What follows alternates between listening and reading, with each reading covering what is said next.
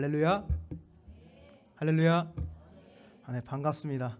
제가 이 자리에 설교자로 서는 게 두 번째인데 저번에는 너무 긴장해가지고 뭘 했는지도 기억이 안 납니다.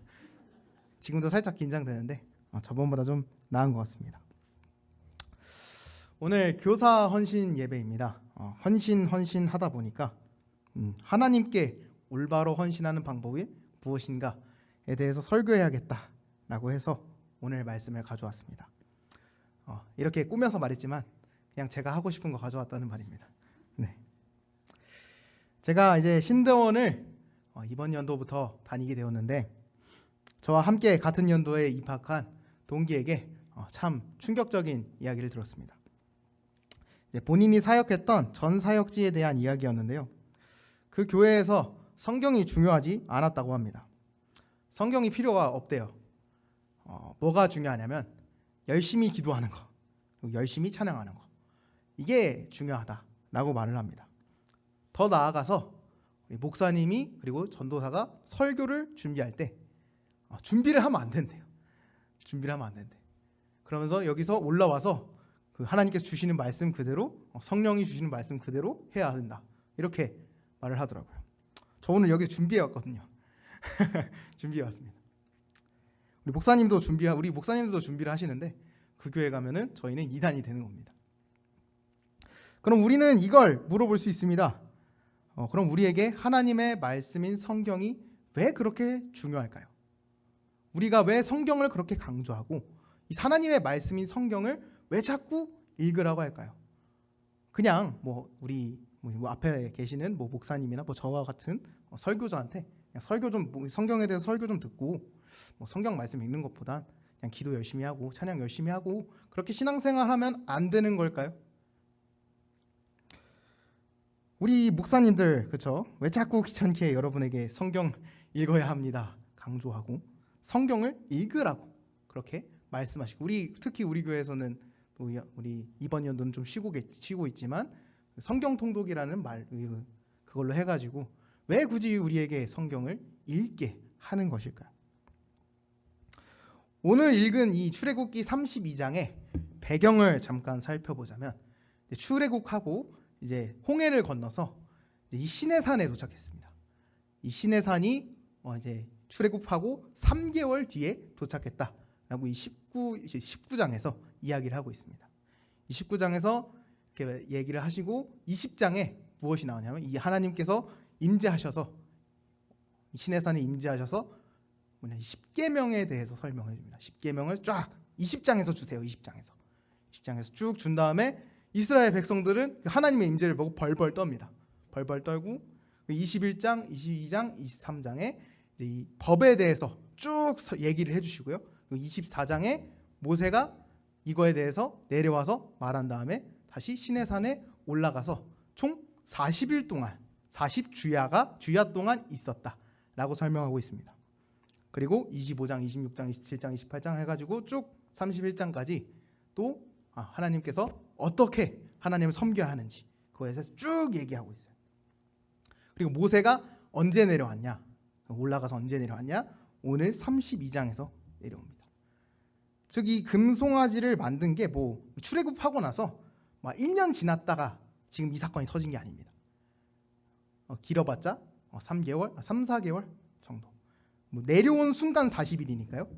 내려온 순간 40일이니까 이 금송아지를 만든 시기가 모세가 올라간 지 40일이었다라고 말할 수가 없습니다.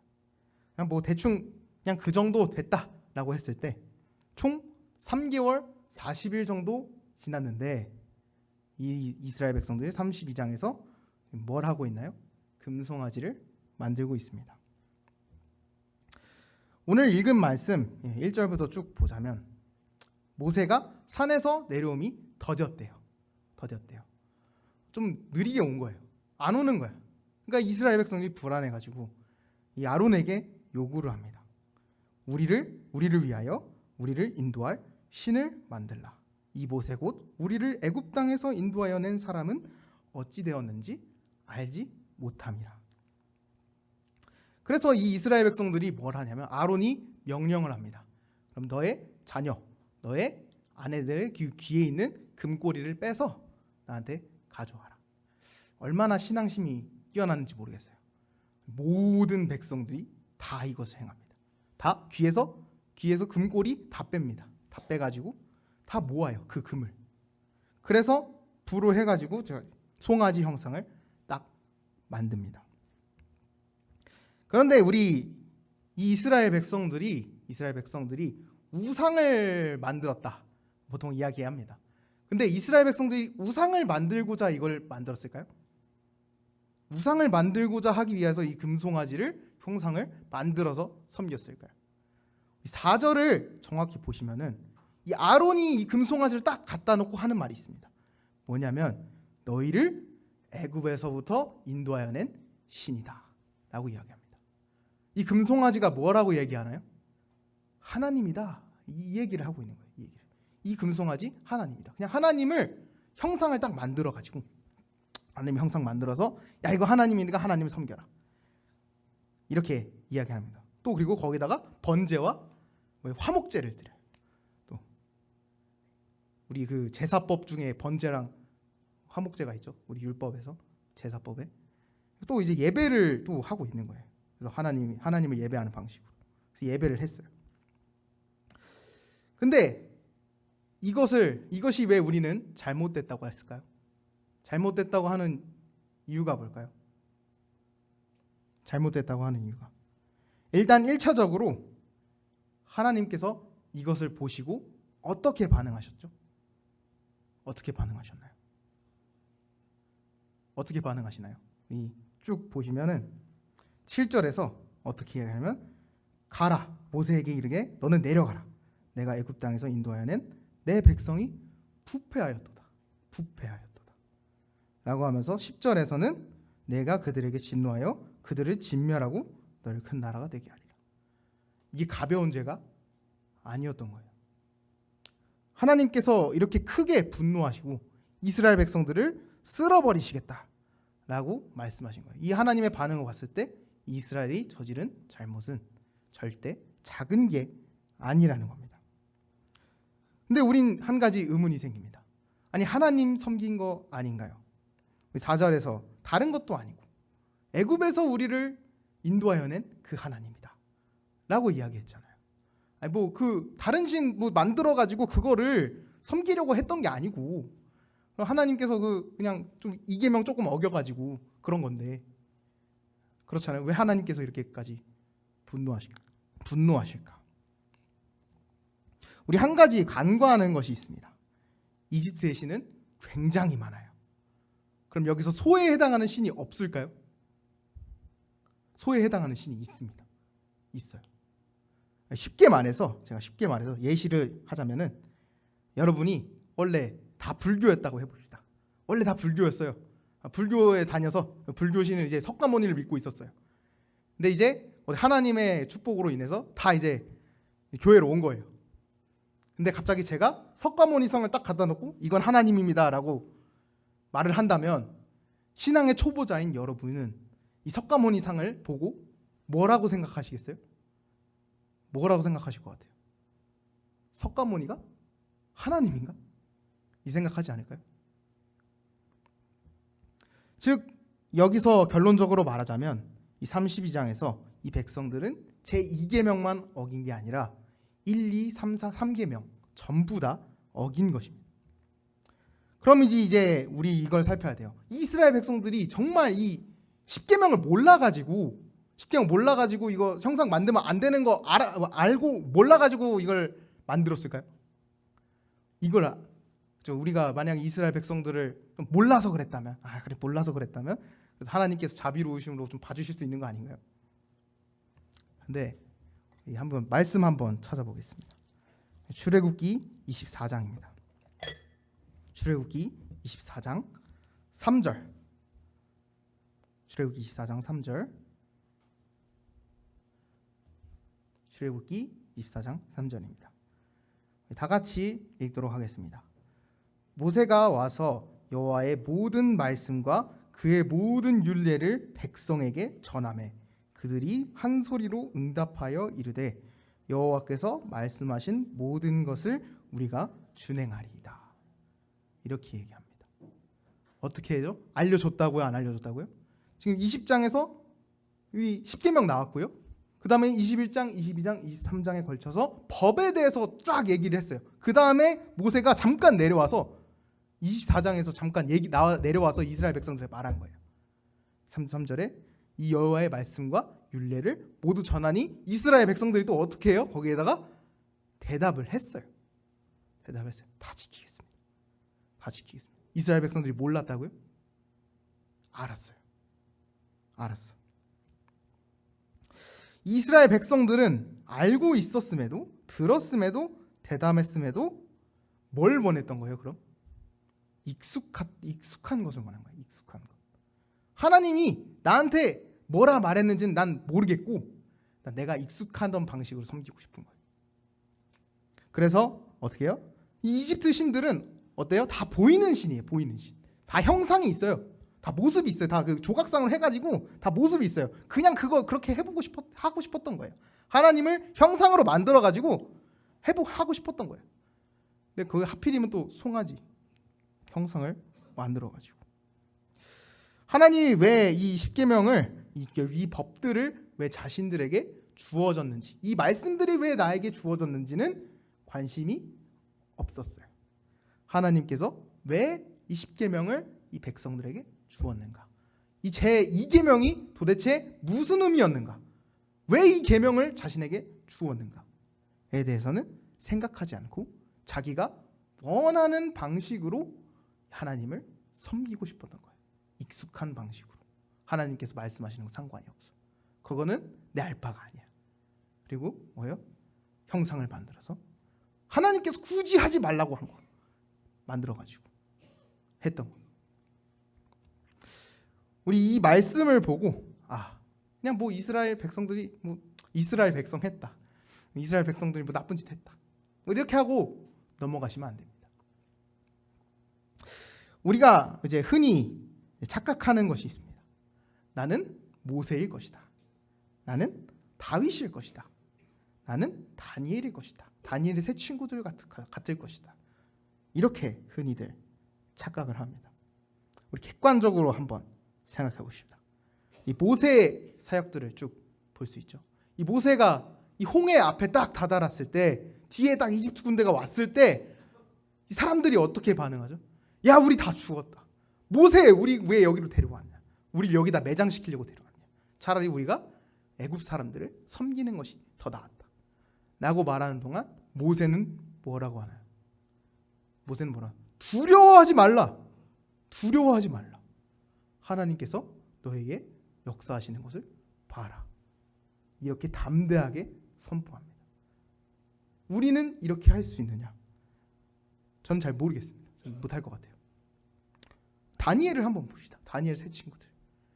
그 수많은 사람들이 끌려왔어요. 애굽으로. 애굽이 아니죠. 그렇게 끌려갔어요. 애굽이 아닌데 이 나라가 멸망하고 끌려갔어. 근데 그 중에서 뜻을 정한 사람은 수백 명이 끌려갔을 거 아니에요. 그 뜻을 정한 사람 몇 명? 4명. 다니엘 그리고 다니엘의 세 친구들. 다니엘의 세 친구들의 모습은 어때나요? 그 금신상에 절하라 하잖아요. 절하라고 해요. 근데 이 3명은 어떻게 해야죠? 절하지 않아요. 그래서 왕 앞에 불려갑니다. 너 왜 절 안 했어? 내가 한 번 더 기회 줄게. 우리가 이 나팔 불고 신호 주면은 가서 절해. 하나요? 어떻게 얘기하나요? 어떻게 얘기하나요? 하나님께서 우리를 구원하시지 않더라도 내가 금신상 앞에서 절하지 않겠습니다. 선포해버려요. 다니엘은 어떤가요? 다니엘은 어떤가요? 그 법이 딱 정해졌어요. 왕 외에 다른 신을 섬기면 사자굴에 던져버리겠다. 딱 법이 탁탁탁 했는데 아주 다니엘 담대하게 창문을 팍 열어버리고 거기서 기도합니다. 우리가 이렇게 할 수 있냐는 거예요. 우리가 다니엘이냐는 거예요. 우리가 모세와 같냐는 거예요. 우리는 모세가 아니에요. 다니엘이 아닙니다. 다윗 왕이 아니에요. 그럼 우리는 뭘까요? 어쩌면 이스라엘 백성과 같은 모습일지도 모릅니다. 그렇기에 우리는 항상 경각심을 가져야 합니다. 내가 믿는 하나님이 진짜 하나님인가? 내가 믿는 그 하나님이, 내가 하나님이라 고백하는 그분이 진짜 내가 믿는 하나님인가? 진짜 내가 고백하는 하나님이 성경에서 말하는 하나님인가? 진짜 그 하나님인가? 아니면 이스라엘 백성들처럼 자기가 원하는 모습으로 하나님을 만들어서 하나님이라 이름만 붙인 신인가? 우리는 그것을 항상 경각심을 가지고 스스로 살펴봐야 합니다. 우리가 이 하나님에 대해서 잘 알지 못하면 성경에서 계시한 하나님, 성경에서 말씀하신 하나님, 성경에서 하나님께서 자기에 대해서 딱 성경에 딱 써놓잖아요. 하나님은 나는 이런 하나님이고 너희는 이렇게 해라, 이렇게 해야 된다, 저렇게 해야 된다. 이렇게 성경에서 다 말씀해 주셨어요. 우리 이스라엘 백성들처럼 다 주어졌다고요. 이스라엘 백성 여기 32장에서 이스라엘 백성들한테 이미 십계명이 주어졌어요. 주어졌어. 우리에게도 이미 주어졌어요. 우리 성경 말씀 다 알고 우리 다 알지, 완전히 다 알지는 못하지만 어느 정도 알고 있잖아요. 그런데 언제나 우리는 출애굽기 32장에 이 이스라엘 백성들과 같은 실수를, 오류를 언제든 범할 수 있다는 것입니다. 그래서 우리는 하나님의 말씀인 성경을 보아야 합니다. 이 하나님의 말씀이 없이 기도하는 것은 그냥 메아리일 뿐입니다. 메아리. 허공에 그냥 메아리 치는 겁니다. 우리가 믿는 하나님이 성경에서 말씀하는 그 하나님이 아니라면 우리가 무엇을 하든, 우리가 열심히 찬양하든 열심히 기도하든 뭐 헌금을 많이 하든 전부 다 공허일 뿐입니다. 오늘 이 이스라엘 백성도 32장에서 얼마나 대단해요. 안 그래요? 여러분 우리 그런 거예요. 우리 다음 주에 뭐 할 테니까 다음 주까지 100만 원 다 가지고 오세요. 라고 하면은 다 가져오신 건가요? 안타깝습니다. 안타깝습니다. 근데 이 사람들 어떻게 해요? 금고리 다 빼요. 자식에 있는 금고리, 장씨의 귀에 있는 금고리, 아내의 귀에 있는 금고리 전부 다 떼가지고 아론한테 가져갑니다. 이 얼마나 열심히 있어요. 얼마나 신앙이 뛰어나 보입니까? 근데 하나님께서 결국 이 모든 행동을 평가하시기를 뭐 했다? 부패했다. 그리고 뭐만 남았어요? 하나님의 진노만 남았어요. 그래서 내가 얘네들 다 쓸어버리고 이 모세 너로부터 다시 시작하겠다 라고 말씀하신 정도. 우리가 하나님을 제대로 알지 못하면 이 평가는 우리의 평가가 될 것입니다. 우리가 믿는 하나님이 이 성경에서 이 말씀하시는 이 하나님이 맞는지 제대로 확인하지 않고 우리 이 약한 영혼이 그냥 내가 이 하나님을 믿고 싶어서, 이러한 하나님을 믿고 싶어서 내가 만들어낸 하나님, 내가 지어낸 하나님, 그냥 이름만 하나님, 그리고 내가 원하는 하나님을 만들어서 그것을 섬기게 되면 이스라엘 백성들과 같은 평가를 결코 피할 수 없는 것입니다. 바로 여기에 우리가 말씀이 항상 예배의 중심이 있는 것, 다른 건 다 필요 없어요. 찬양 없어도 돼요. 찬양 없어도 돼요. 기도 없어도 돼요. 예배 없어도 돼요. 다른 거 다 필요 없어요. 하나님의 말씀만 있어도 그것은 예배가 됩니다. 이 하나님의 말씀이 바로 섰을 때 우리는 진정으로 하나님을 섬길 수 있는 것입니다. 왜 이제 우리 언제나 말씀을 강조하는 이유가 여기에 있는 거예요. 왜 계속 말씀을 읽으라 하는지, 왜 말씀을 읽으라 하는지, 말씀을 왜 계속 봐야 하는지, 왜 굳이 귀찮게 그 성경 통독해가지고 그 단톡방 만들어가지고 그거 왜 해야 하는지, 바로 여기 있는 거예요. 우리가 하나님을 제대로 알지 못하면, 하나님이 어떤 분인지 알지 못하면 우리는 결국 부패할 수밖에 없다는 것입니다. 오늘 이 시간 함께 기도하겠습니다. 전능하신 아버지 하나님, 오늘 이 시간 출애굽기 32장의 말씀을 보았습니다. 하나님께서는 그들을 부패했다고 말씀하시며 분노하셨습니다. 그들은 하나님의 말씀을 들었지만 알지 못하였습니다. 하나님이 뭐라고 말씀하셨는지 관심이 없었고 그저 자신들이 원하는 대로 하나님을 섬기기를 원했습니다. 그 결과는 하나님의 진노였습니다. 전능하신 아버지 하나님, 우리가 하나님을 올바르게 알고 그것을 실천하는 사람이 될 수 있게 하여 주옵소서. 출애굽기 32장의 이 백성들처럼 되는 것이 아니라 하나님을 아는 사람이 되어 다른 하나님이 아닌 진짜 하나님을 섬기는 사람이 되게 하여 주시옵소서. 전능하신 예수님의 이름으로 기도드립니다. 아멘.